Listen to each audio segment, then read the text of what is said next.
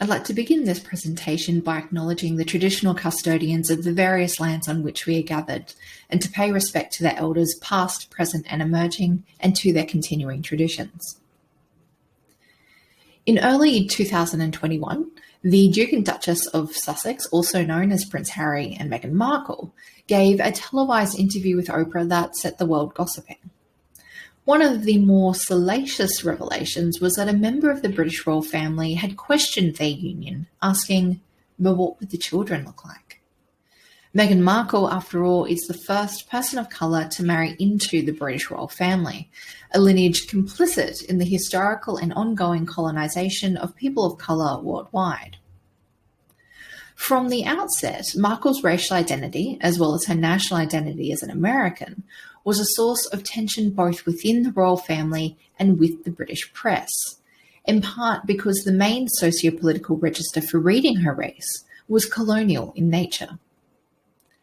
In this presentation, I argue that prior to the Sussexes' departure from their roles as senior royals, there was a significant attempt to construct for the Duchess of Sussex the persona of the Commonwealth princess. There were two main purposes to this persona.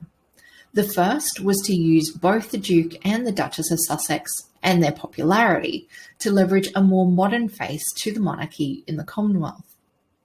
The second purpose stemming from this was to strengthen and maintain contemporary relations with Commonwealth nations. Markle's biracial identity was an important part of this strategy and persona, as it became a means to connect to colonised people of colour worldwide. As Markle identifies quite explicitly as biracial, this is the terminology I'm using for her. Her mother is black and her father, from whom she is infamously estranged, is white. In an essay written for Elle magazine in 2016 and reposted on her popular blog, The Tig, Markle recalls being told by a teacher to check Caucasian in a class census, because that is how you look, Meghan. Yet, as an actress, she was later classed as ethnically ambiguous, which technically opened up both Latina and black roles to her, but ultimately Markle found herself to be the ethnic chameleon who couldn't book a job. Her success in Suits was largely down to the colourblind casting process. They were looking for the actress to inhabit the character, not a particular ethnicity. The character was then written to be biracial around Markle, although not all viewers realised this until dark-skinned actor Wendell Pierce appeared as her father in the second season. Markle recalls a variety of racist responses from viewers, denying that she or her character were black, to others claiming how unattractive she was now that they knew that she was. She reflected, the reaction was unexpected, but speaks of the undercurrent of racism that is so prevalent, especially within America. In entering into a relationship with Prince Harry, and more specifically, entering into the British royal family, Markle was entering into a new socio-political, historical, and cultural register for understanding race. As a member of the British royal family, there was nothing ambiguous about her race. She was marked by both her skin colour and her accent as other. Not only was she black, but she was also American and a divorcee, not a historically strong position amongst this particular set of in-laws. Although critical race theory has struggled to gain cachet in British scholarship, and furthermore, suffered reflected blows from the Trump administration's ban of its use in professional training, it is nevertheless useful for understanding the social structure of race in British society.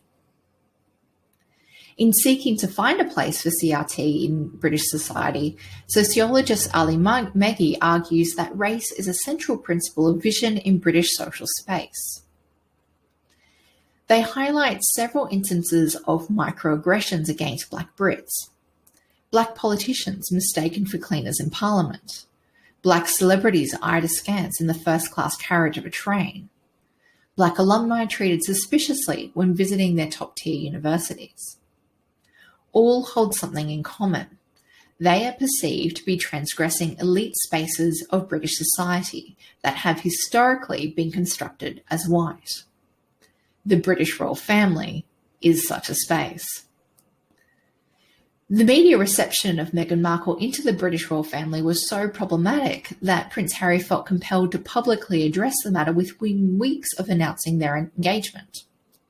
Furthermore, over 70 British MPs signed a letter in support of the Duchess of Sussex, damning the press's invasion of her privacy and for having what can only be described as outdated colonial undertones. Between this auspicious beginning and the ending that we know has seen the Sussexes resign as senior royals and move to the United States to begin their own foundation and to work in media production, there was a moment there where the firm and the Sussexes themselves attempted to find a place for Meghan Markle.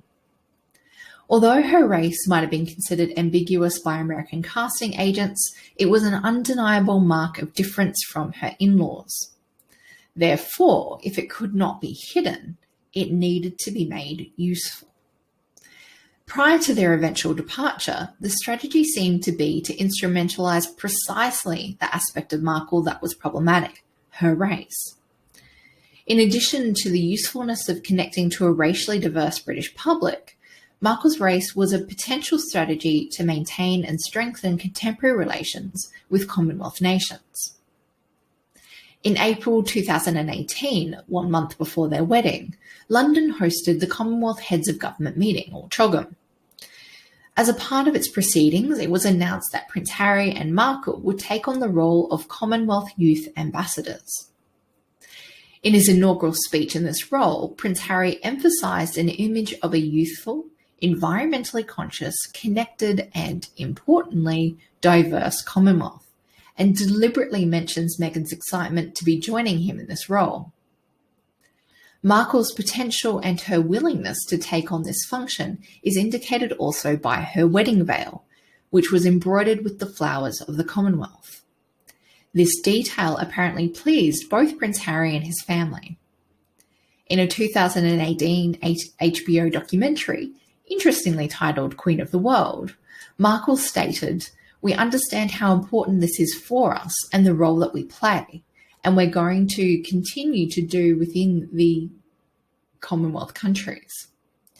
The Sussexes' role within the Commonwealth was cemented with a 16-day tour of the Commonwealth, as well as taking on a further role of President and Vice President of the Queen's Commonwealth Trust, which supports young people's activities towards change in their communities. The concept of persona is useful for examining the public selves of the British royal family, in part because they don't quite fit the idea of celebrity, and in part because their symbolic status in British society seems to necessitate the cultivation of a public self that serves their symbolic role.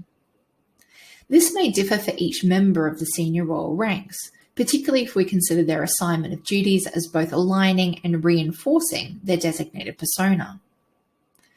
Perhaps the best equivalent is Marshall, Barber and Moore's example of the politician, whose persona might be constructed to strengthen their appeal to the specifics of their constituency. In their study of British school-age girls' attitudes to Meghan Markle and the royal family, Yellen and Paul found that their participants' derogatory characterization of the royal family as tea drinking highlighted perceptions of colonialism and laziness.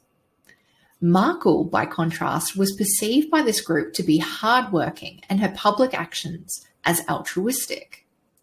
This was aided in part by the public persona Markle had carefully curated prior to her relationship with Prince Harry via her popular blog The Tick, as well as her pre-existing commitment to humanitarian issues and her feminism.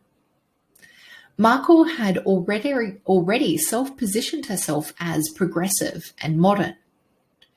Yellen and Paul suggest that the firm co-opted Markle's existing public self, particularly her feminism and her diversity, to diffuse criticism of the royal family as outdated in the context of contemporary British society. Markle's otherness, her work ethic, her race positions her outside the royal family while still being an insider due to her marriage. This insider-outsider tension reflects the dynamics of the Commonwealth belonging, and who better to be cultivated for that role.